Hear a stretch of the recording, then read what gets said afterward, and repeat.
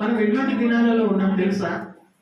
మనం ఎటువంటి దినాలలో ఉన్నామంటే ఈ 2025లో కొంతమంది ప్రవక్తలు, పెద్ద పెద్ద ప్రవక్తలు ప్రపంచవ్యాప్తిగా ప్రవచించి పెట్టేసిండ్రు. ఆల్రెడీ ప్రవచించి చెప్పేసిండ్రు. ఏం చెప్పిండ్రమ్మా? ఏం చెప్పిండ్రు అంటే ఈ 20-25 సంవత్సరాలు, 20-25 సంవత్సరము ముగింపు లోపల కరోనా కంటే కూడా 15 రెట్లు భయంకరమైనటువంటి తెగుళ్ళు ప్రపంచం మీదకి వస్తాయంట. హల్లెలూయా. అందామా? అందామా? 20-25 సంవత్సరం ముగించేంత లోపల కరోనాకే మనము అల్లాడిపోయి, ప్రపంచం అల్లాడిపోయి 3-4 నెలలు, 3 నెలలు అయితే మేము హైదరాబాద్ లోనే ప్యాక్ అయిపోయినాం. ఎవరి ఇళ్లలో వాళ్ళు ప్యాక్ అయిపోయినారు. బయటికి వెళ్ళలేని పరిస్థితి. అదే తట్టుకోలేకపోయినాం. మంచి వాళ్ళు ఎగిరిపోయినారు, చనిపోయినారు. దానికంటే 15 రెట్లు తెగుళ్ళు, రోగాలు ఈ 2025 లోపల ముగించేంత లోపల ప్రపంచం మొత్తం వస్తాయని గొప్ప ప్రవక్తలు ప్రవచనాలు చేసి ఉన్నారు. Already it is in process. నీ ఈ పెన్కల్లో వచ్చి నిలబడ్డది. అది ఎప్పుడు నీకు అంటుకుంటుందో తెలియదు. భయపడిస్తున్నా నేను. భయపడిస్తున్నావు అంటే ఎస్, భయపడాలి. ప్రియమైన వారులారా, ఎందుకు ఈ విషయం చెప్తున్నా? ఆ దినము సమీపిస్తున్న కొలది మరి ఎక్కువగా ఏమంటుంది వాక్యంలో? ఆ దినము సమీపిస్తున్న కొలది మరి ఎక్కువగా సమాజముగా కూడుట మానకండి. హల్లెలూయా, హల్లెలూయా. ఆ దినము సమీపిస్తున్న కొలది, దగ్గర పడుతున్నాయి దినాలు. ఎప్పటికి ఇట్లా ఉంటాయని అనుకోకండి. ఎప్పటికి ఇదే ఆరోగ్యంతో ఉంటామని అనుకోవద్దు. ఈ సంవత్సరంలో ఎలాగో చేయొచ్చు. దాంట్లో ముందు వచనాలు కొందరు మానుకొనుచున్నట్లుగా సమాజముగా కూడుట అంటే ఇట్లా సమాజంగా కూడుట మానకండి. మీకు ఇక్కడే భద్రత ఉన్నది. దేవుని యొక్క ప్రొటెక్షన్ ఎక్కడ లేదు. దేవుని మందిరంలోనే మీకు పరిపూర్ణమైన విధముగా భద్రత ఉన్నది. ఏ తెగులు రాదు, ఏ వ్యాధి రాదు, ఏ ప్రమాదము జరగదు. బహుశా నువ్వు మందిరాన్ని పక్కకు పెట్టేసి ఇళ్లలో కూర్చొని ఎల్ఈడీలు చూసుకుంటా, లేకపోతే ఇంకేదో ఆదివారం రోజున ఇంకేమో చేస్తే నీకు ప్రమాదము సోకే అవకాశం ఉండదు. కానీ వాక్యం ఏం చెప్తున్నది? సమాజంగా కూడట మానకండి. ఇలా చేయడం మానకండి. ఆ దినము సమీపిస్తున్న కొద్దీ, ఆ దినము ఎక్కువైతున్న కొద్దీ మీరు సమాజంగా కూడుట మరి ఎక్కువగా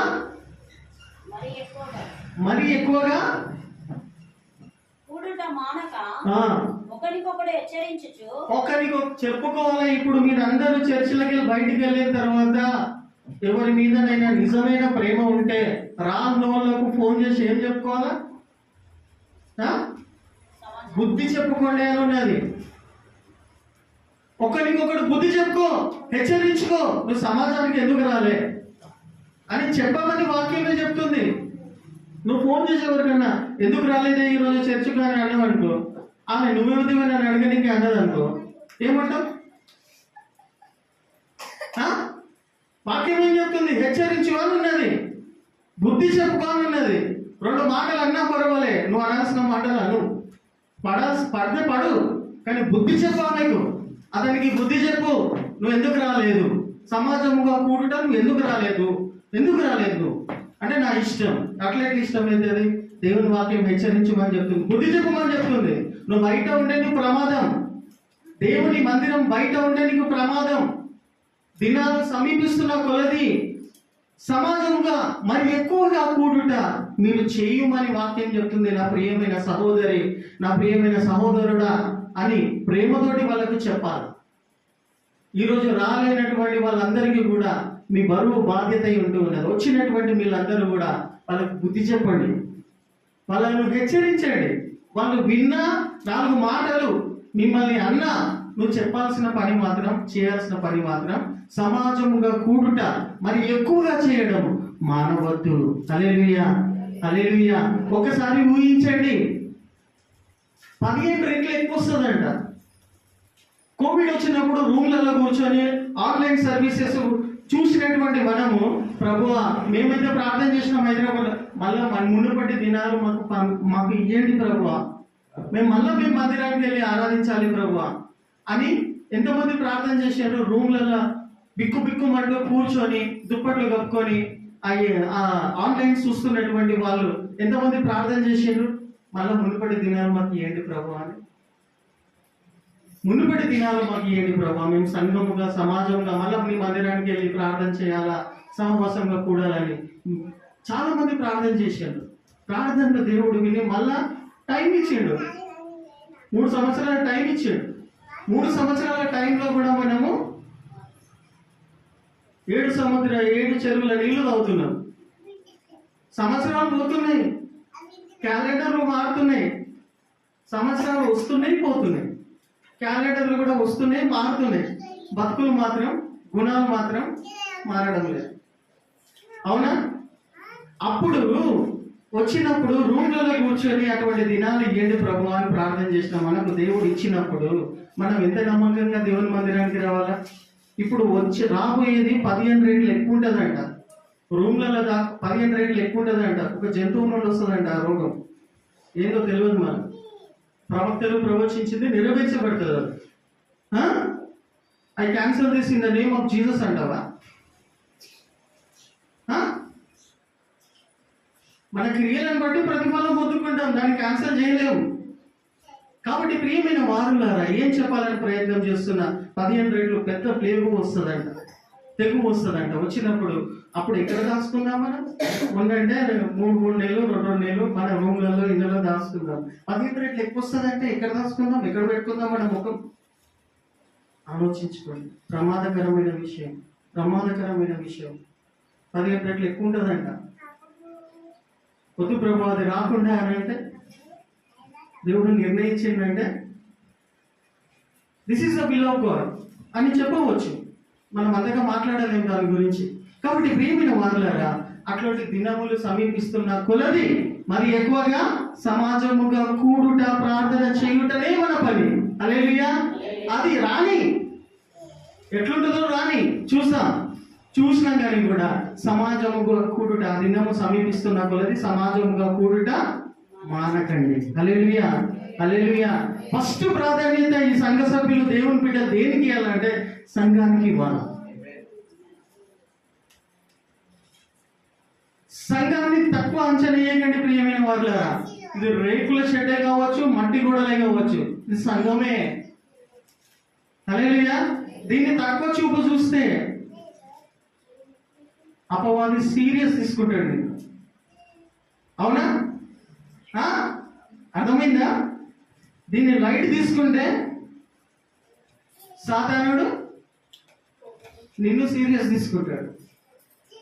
అర్థమవుతుందా? ప్రియమైన వారులారా, అందుకోసమే దేవుని యొక్క వాక్యంలో చూస్తూ ఉన్నట్టయితే నేను ముగించేస్తున్నాను ఇక్కడ.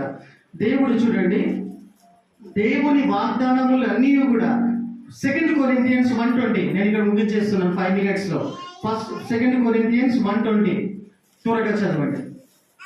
దేవుని వాగ్దానములు ఎన్ని అయినను అన్నీ క్రీస్తునందు అవునట్టుగానే ఉన్నవి గనుక అన్ని వాగ్దానాలు కూడా, హల్లెలూయా, బైబిల్లో ఉన్న వాగ్దానాలు అన్నీ కూడా నెరవేర్చబడడానికి నువ్వు చేర్చుకోవాలి. ప్రియమైన వారులారా, సెలవిచ్చుచున్నాడు, చదువువాడు పరిగెత్తు, చదువు వీలగునట్లు నీవు ఆ దర్శన విషయంను నీ హృదయం అనే పలక మీద రాసి పెట్టుకో. స్పష్టంగా వాగ్దానం పట్ల నీకు స్పష్టత అనేది ఉండాలా. మరియు ఆ దర్శన విషయము, అది నెరవేర్చబడే అనే విషయము దేవుడు నిర్ణయించే కాలంలో జరుగును. హల్లెలూయా. దేవుడు నిర్ణయించే కాలంలో జరుగును. ఈ సంఘము పట్ల దేవుడు నిర్ణయించే కాలమున జరుగును. సమాప్తమగుటకు it is very close to end. సమాప్తమగుటకు వాగ్దానము సంఘము పట్ల నీ పట్ల సమాప్తమగుటకు అతురపడుచున్నది. సమాప్తమగుటకు తొందరపడుతున్నదంట. వాక్యము అతురపడుచున్నది. ఇక సంఘము నిర్మించబడాలని, విస్తరించబడాలని, వాగ్దానము నెరవేర్చబడడానికి ఆతురపడుచున్నది. అది తప్పక నెరవేరును. అది తప్పక నెరవేరును. హల్లెలూయా. అది తప్పక నెరవేరును. అది ఆలస్యంగా వచ్చినను ఆలస్యముగా వచ్చినను దాని కొరకు కనిపెట్టుము. అది ఆలస్యం అనిపించిన సంఘము పట్ల గాని నీ పట్ల గాని అది ఆలస్యం అని నీకు అనిపించినా దాని కొరకు కనిపెట్టుము. దేని కొరకు కనిపెడతావు? వాగ్దానం. నీకు ఇచ్చిన వాగ్దానం అది ఆలస్యం అనిపించిన దాని కొరకు దాని కనిపెట్టు. కనిపెట్టుము. అది తప్పగా జరుగును. హల్లెలూయా, హల్లెలూయా. అది తప్పగా జరుగును. జరుగును. అది తప్పగా జరుగును. జాగు చేయగా వచ్చును. అది తప్పగా జరుగును. అది తప్పగా జరుగును. జాగు చేయగా వచ్చును. జాగు చేయగా వచ్చును. It will not be టారీ.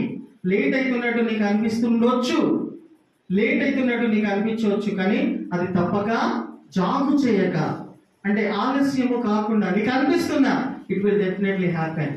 అది తప్పకుండా కూడా నెరవేర్చబడుతుంది. ఈ సంవత్సరంలో దేవుడు నీకు వాగ్దానం ఇచ్చిన వాగ్దానాలు నీ హృదయమైన పలక మీద స్పష్టంగా రాసి పెట్టుకో. అది నెరవేర్చబడేంత వరకు అది తప్పక నెరవేర్చబడును. దేవుని యొక్క వాగ్దానం ఇందాక మనం చెప్పినట్టుగా అది అద్భుతమైన విధంగా ఉంటూ ఉండగా ఇక్కడ గొప్ప సంఘం అనేది కట్టబడుతుంది, విస్తరించబడుతుంది. ఆ యొక్క సంఘము నిర్మాణం విషయంలో మనమందరము కూడా అది నెరవేర్చబడేంత వరకు ఏక మనసుతో ప్రార్థన చేసి అడుక్కోవాల్సినటువంటి వారమై ఉన్నాం. మనము దైవోక్తి కలిగి ఉండాలా. ఒక విజన్ కలిగి ఉండకపోతే దారి తప్పిపోతాం. ఎవరు పిలిచినా వెళ్ళిపోతాం. ఎక్కడ ఉన్నదన్నా వెళ్ళిపోతామని వాక్యం చెప్తున్నది. కాబట్టి మనం అట్లా పారిపోవద్దు, వెళ్ళిపోవద్దు, చెదిరిపోవద్దు. అంటే నీకు ఒక దర్శనం ఉండాలి, ఒక విజన్ ఉండాలి. ఆ దర్శనం ఏమై ఉన్నదంటే దేవుడు సంఘానికి ఇచ్చిన దర్శనం. దేవుడు సంఘానికి ఇచ్చిన దర్శనం నీదై ఉండాలి. హల్లెలూయా.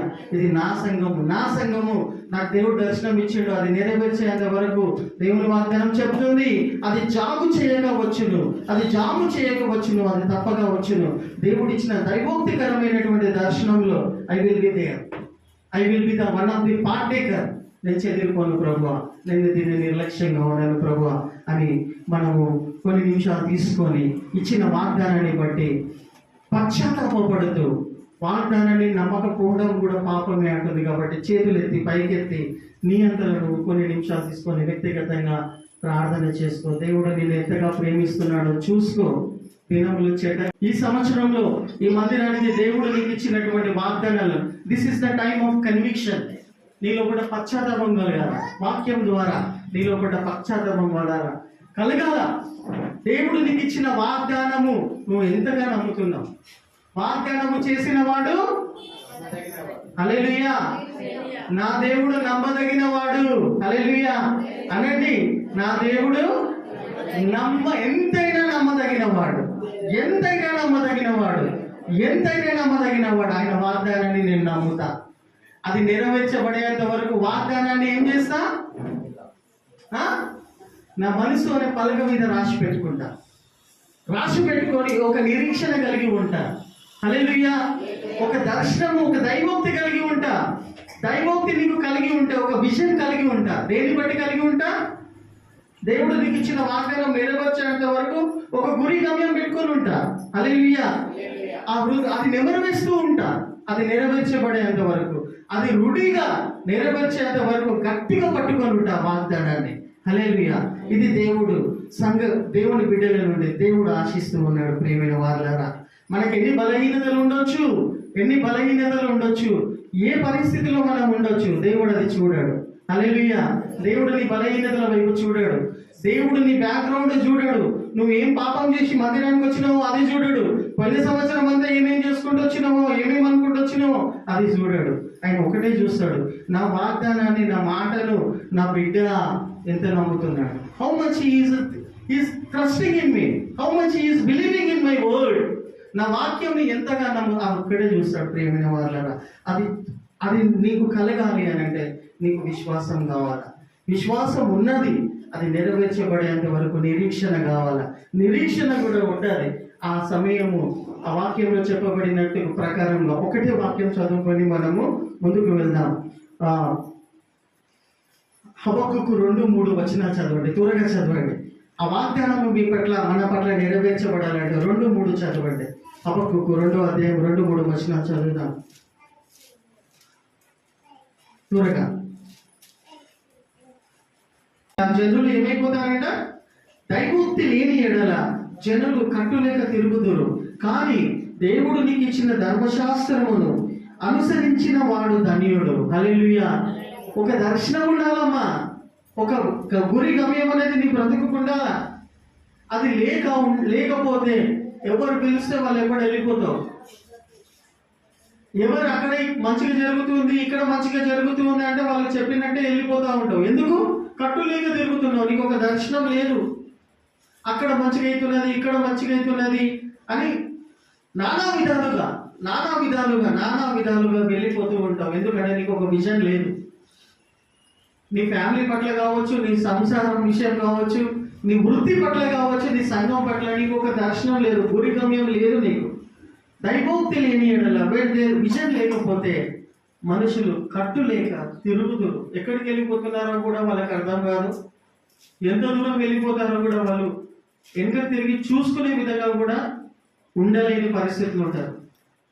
భ్రష్టత్వంలోనికి వెళ్ళిపోతారు దర్శనం లేకపోతే. చాలా ప్రమాదకరమైన విషయం ప్రియమైన వాళ్ళరా. ఈ సంఘ సభ్యులకు ఒక దర్శనం ఉండాలా. ఆ దర్శనం ఏమై ఉన్నది అని అంటే దేవుడు నీకు ఇచ్చిన వాగ్దానము నెరవేర్చబడాలని అదే నువ్వు పెట్టుకుని ఉండాలి. అదే నువ్వు గమ్యంగా పెట్టుకోవాలా. అదే నువ్వు ఒక గురిగా పెట్టుకున్నట్టయితే నువ్వు బతకాంచు, నువ్వు అటు ఇటు చెదిరిపోవు. అదే దేవుని యొక్క వాక్యము తెలియజేస్తున్నారు. హల్లెలూయా. అదే దేవుని యొక్క వాక్యం తెలియజేస్తూ ఉన్నారు. కాబట్టి ప్రియమైన వారులారా, దైవోక్తి లేని ఎడల మనుషులు కట్టులేక తిరుగుతారు. కాబట్టి ఈ సంఘ సభ్యులకు, ఈ సంఘ విశ్వాసులకు ఒక వాగ్దానం ఉండాలి. ఒక గురి గమ్యం అనేది నీ బ్రతుకు ఉండాలి. అది దేవుడు కోరుకొనుచున్నాడు. దేవుని వాక్యం తెలియజేస్తూ ఉన్నది. మీ పట్ల, నీ వ్యక్తిగత జీవితం పట్ల, నీ కుటుంబం పట్ల, నీ సంఘం పట్ల ఏమైనటువంటి దైవికమైనటువంటి గురి గమ్యం ఏమన్నా ఉన్నదా? ఈ సంవత్సరము ముగించబడక ముందు నేను ఏమో ఒకటి చేయాలా, ఏదో ఒక గొప్ప పని చేయాలా అనేటువంటి దర్శనం నువ్వు కలిగి ఉన్నావా? నా కుటుంబానికి నేను ఇది చేసుకోవాలా, ఈ సంవత్సరం ముగించేంత వరకు నేను ఒక గురి గమ్యం పెట్టుకొని ఆ గురి వైపే నేను ఓపికతో పరిగెడుతూ వెళ్తాననేది ఇక్కడ కూర్చొని ఉన్న ప్రతి ఒక్క విశ్వాసులకు ఆ గురి అనేది ఉండాలి. హల్లెలూయా. ఆ గురి అనేది ఉండాలి ప్రియమైన వారులారా. ఆ గురి అనేది, ఆ గమ్యం అనేది మీకు లేకపోతే జనులు కట్టు లేకుండా, హద్దులు లేకుండా బట్కాంచిపోతారు ప్రియమైన వారులారా. ఎవ్వరు ఎట్లా చెప్తారో వెళ్ళిపోతారు. అట్లా చెదిరిపోయినటువంటి వాళ్ళు బట్కాంచిపోయి అక్కడిక్కడ ఇప్పుడు కూడా మనశ్శాంతి లేకుండా బ్రతికే జీవితాలు ఎన్నో ఉన్నాయి ప్రియమైన వారులారా. కారణం ఏమై ఉన్నదంటే వాళ్ళకు ఒక గురి గమ్యం, దర్శనం అనేది లేదు. ఇప్పుడు ఉంటున్నటువంటి మీరు ఒక గురి గమ్యం, నీ సంసారం పట్ల కావచ్చు, నీ ఉద్యోగం పట్ల కావచ్చు, నీ సంఘము పట్ల కావచ్చు, నీ జీవితం పట్ల కావచ్చు, ఒక వాగ్దానాన్ని తీసుకో. హల్లెలూయా. దేవుని యొక్క వాగ్దానాలను తీసుకో.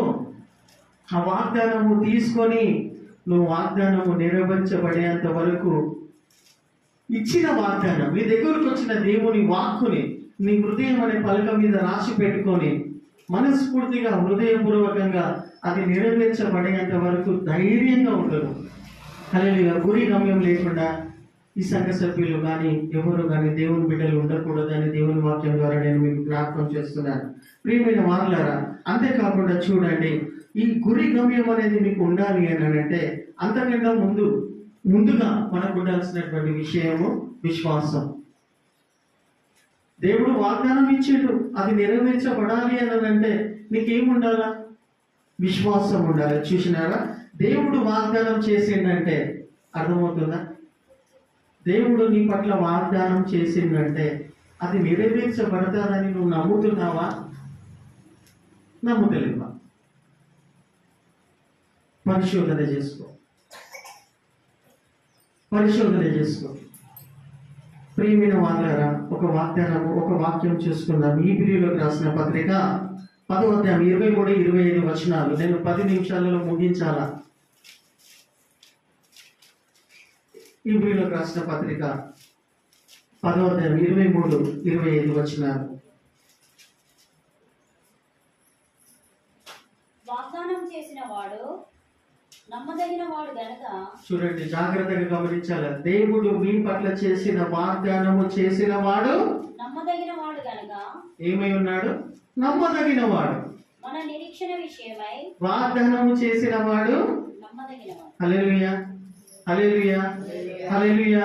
నా పట్ల చేసిన వాగ్దానము చేసిన వాడు ఎంతైనా నమ్మదగిన దేవుడు, నమ్మదగిన దేవుడు, నమ్మదగిన దేవుడు. హల్లెలూయా, నమ్మదగిన వాడు. కాబట్టి ప్రియమైన వారలారా, వాగ్దానము చేసిన వాడు నమ్మదగిన వాడు. కాబట్టి నిరీక్షణ విషయమై వాగ్దానము చేసిన వాగ్దానము నెరవేర్చబడడానికి ఎదురు చూస్తున్నావు. చూడు, దాన్ని ఏమంటారు?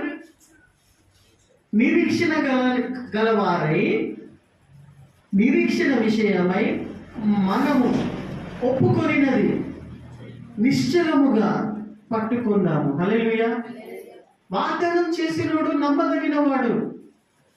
ఏదైతే వాగ్దానము నీ పట్ల మాట్లాడినాడో అది నెరవేర్చబడేంత వరకు నిరీక్షణ కలిగి ఏదైతే వాగ్దానాన్ని ఒప్పుకొని ఉన్నావో అది గట్టిగా పట్టుకొని నిలబడుము. హల్లెలూయా. అది గట్టిగా పట్టుకొని నిలబడుము ప్రియమైన వారలారా.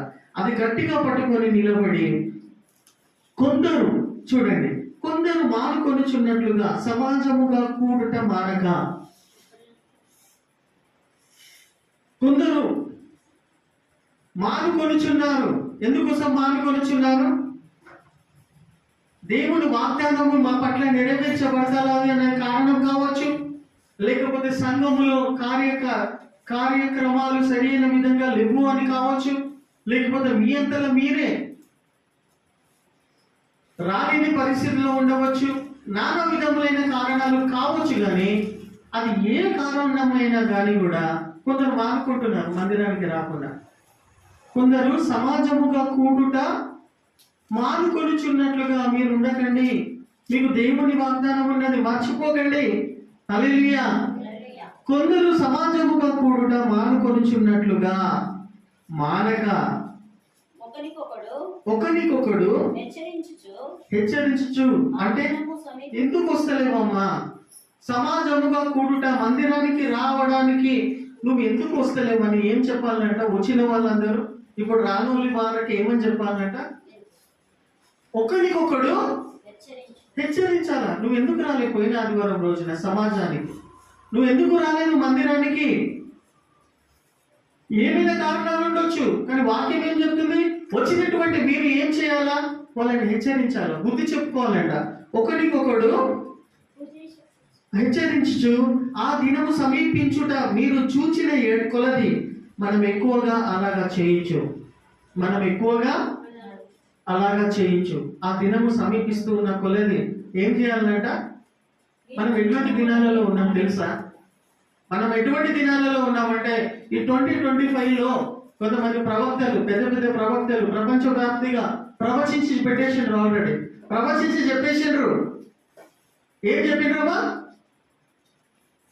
ఏం చెప్పిండ్రు అంటే ఈ 20-25 సంవత్సరాలు 20-25 సంవత్సరము ముగింపు లోపల కరోనా కంటే కూడా 15 రెట్లు భయంకరమైనటువంటి తెగుళ్ళు ప్రపంచం మీదకి వస్తాయంట.